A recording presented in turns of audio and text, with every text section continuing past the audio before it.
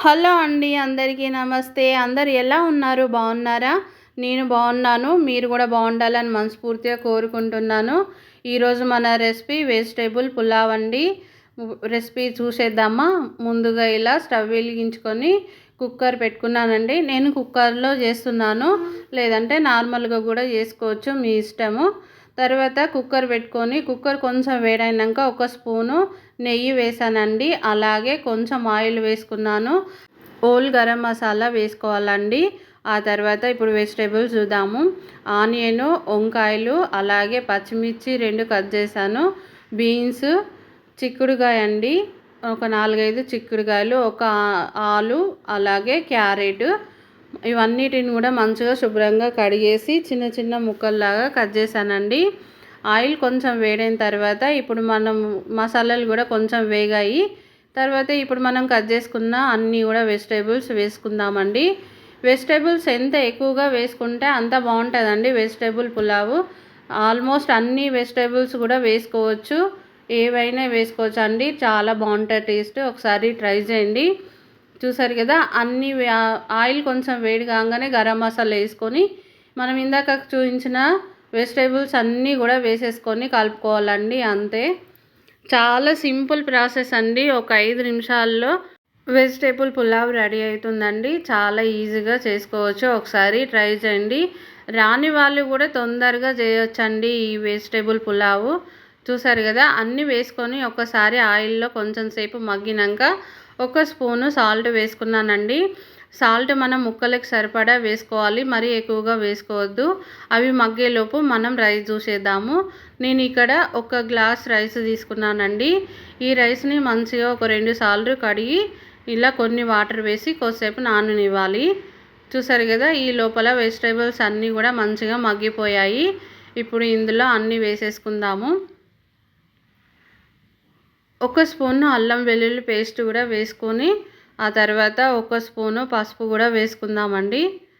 చూసారు కదా, ఇందులో ఎండు కారం బదులు పచ్చిమిర్చి కారం వేసుకొని కూడా చేసుకోవచ్చండి. అది ఇంకోసారి చూపిస్తాను, అలా కూడా టేస్ట్ బాగుంటుంది. మనం వేసుకున్న పసుపు, అల్లం వెల్లుల్లి పేస్ట్ ముక్కలకు పట్టేలాగా కలిపి కాసేపు వేగనివ్వాలండి. అల్లం వెల్లుల్లి పేస్ట్ వాసన పోవాలి కదా, పచ్చి వాసన పోయేంత వరకు కొంచెం సేపు మగ్గించుకున్న తర్వాత 1 స్పూను ధనియాల పొడి, అలాగే 1.5 స్పూన్ల కారం వేసుకొని ఇలా కలిపేసుకోవాలండి. మన స్పైసీకి తగ్గట్టు కారం వేసుకోండి. మా పిల్లలు ఎక్కువగా తినారండి, అందుకని నేను కొంచెమే వేశాను. తర్వాత ఇలా అన్నిటినీ మంచిగా కలిసేలాగా కలిపి 1 నిమిషం పాటు కారం కూడా కొంచెం మగ్గనివ్వాలండి. ఆ తర్వాత మనం ఇందాక నానబెట్టుకున్న బియ్యాన్ని వాటర్ ఏమీ లేకుండా తీసుకొని ఇందులో వేసేసుకోవాలండి.